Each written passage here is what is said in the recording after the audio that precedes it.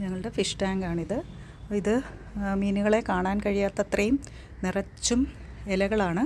അപ്പോൾ നമുക്കിത് കുറച്ച് ക്ലീൻ ചെയ്തെടുക്കുക. ഇന്നത്തെ വീഡിയോ ഈ ഫിഷ് ടാങ്ക് ക്ലീൻ ചെയ്യുക എന്നാണ്.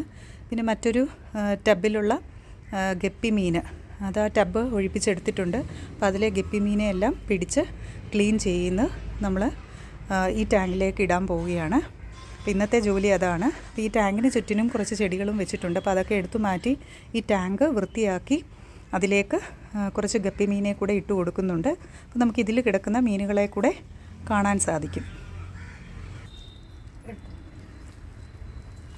ഇത് നമ്മളിങ്ങനെ വലയുടെ അടിയിലൂടെ വലിയ ഇലകളെല്ലാം കട്ട് ചെയ്ത് നീക്കുന്നുണ്ട്. ഈ വല മാറ്റാതെയാണ് ഇത് ചെയ്യുന്നത്. ഇതിൽ ഷാർക്കുണ്ട്.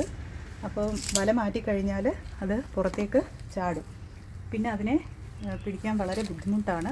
അപ്പോൾ നമ്മളിങ്ങനെ വലിയ ഇലകൾ കുറച്ച് മാറ്റി കൊടുക്കുന്നുണ്ട്.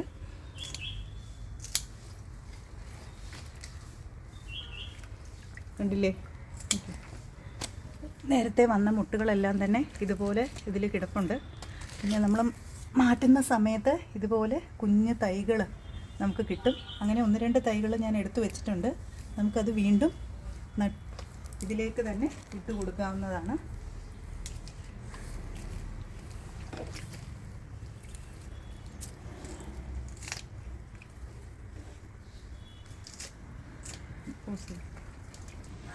കണ്ടില്ലേ, ഫിഷ് ടാങ്കിലെ കുറേ ഇലകൾ വെട്ടി മാറ്റിയിട്ടുണ്ട്. അപ്പോഴാണ് നമുക്ക് മീനുകളെ കാണാൻ സാധിക്കുന്നത്. ഇതിൽ നിറയെ ഷാർക്കുകളുണ്ട്. കണ്ടില്ലേ, വൈറ്റ് ഷാർക്ക്. അതുപോലെ തന്നെ ബ്ലാക്ക് ഉണ്ട്. അത് ഈ വെട്ടത്തിൽ കാണത്തില്ല. വൈറ്റ് ആയതുകൊണ്ട് മാത്രമാണ് അത് എടുത്ത് കാണുന്നത്. നല്ല നീളത്തിലുള്ള ഷാർക്കാണ്. അപ്പോൾ നമ്മൾ ഫുഡ് ഇടുമ്പോഴാണ്, രാത്രി ഒരു നേരമാണ് ഇതിന് ഫുഡ് ഇട്ട് കൊടുക്കുന്നത്. അതിന് കൃത്യം സമയം അറിയാം. നമ്മൾ ഗേറ്റ് പൂട്ടി ഫുഡ് ഇട്ട് കൊടുക്കുമ്പോഴാണ് ഈ ഷാർക്കെല്ലാം പുറത്തേക്ക് വരും. അപ്പോൾ ഇന്ന് നിങ്ങളെ ആ വീഡിയോ ഞാൻ രാത്രി എടുത്തിട്ട് നിങ്ങളെ കാണിക്കുന്നതായിരിക്കും. അപ്പോൾ നമുക്ക് ഈ ടാങ്കിലേക്ക് ആ ഗപ്പികളെ, നമ്മൾ പിടിച്ചു വെച്ചിട്ടുള്ള ഗപ്പികളെ ഇട്ട് കൊടുക്കാം. നമ്മളിവിടെ ഒരു ചെറിയ ടാങ്ക് ക്ലീൻ ചെയ്തപ്പോൾ കിട്ടിയ ഗപ്പികളാണിത്. ഈ ഗപ്പികളെ നമ്മൾ ഈ വലിയ ടാങ്കിലേക്ക് ഒഴിച്ചു കൊടുക്കുകയാണ്. വലയുടെ മുകളിൽ കൂടെ തന്നെയാണ് ഞാൻ ഒഴിച്ചു കൊടുക്കുന്നത്.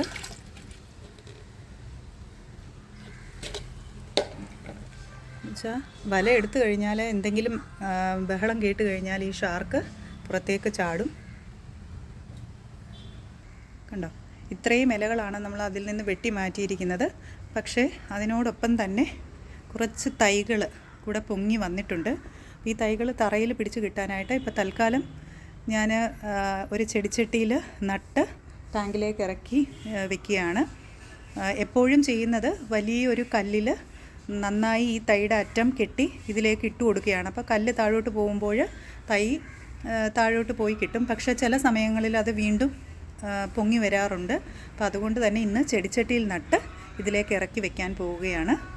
നമ്മൾ എടുത്തു വെച്ചിരുന്ന 2 തൈയും ഒരു ചെടിച്ചട്ടിയിലേക്കിട്ട് ആവശ്യത്തിന് മണ്ണ് കൊടുത്തിട്ടുണ്ട്.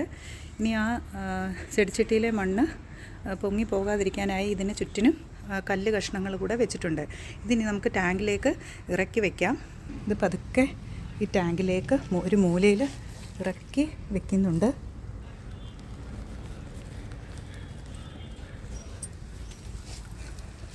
നല്ല ആഴമാണ് ഈ ടാങ്കിന്. നമ്മൾ അത് ഇറക്കി വെച്ച് കൊടുത്തിട്ടുണ്ട്. ഇനി ഒരു 2-3 ദിവസത്തിനകം തന്നെ ആ ചെടിയുടെ ഇലകളെല്ലാം പുറത്തേക്ക് വരുന്നതായിരിക്കും. അപ്പോഴും നമുക്കത് വീഡിയോ എടുക്കാം.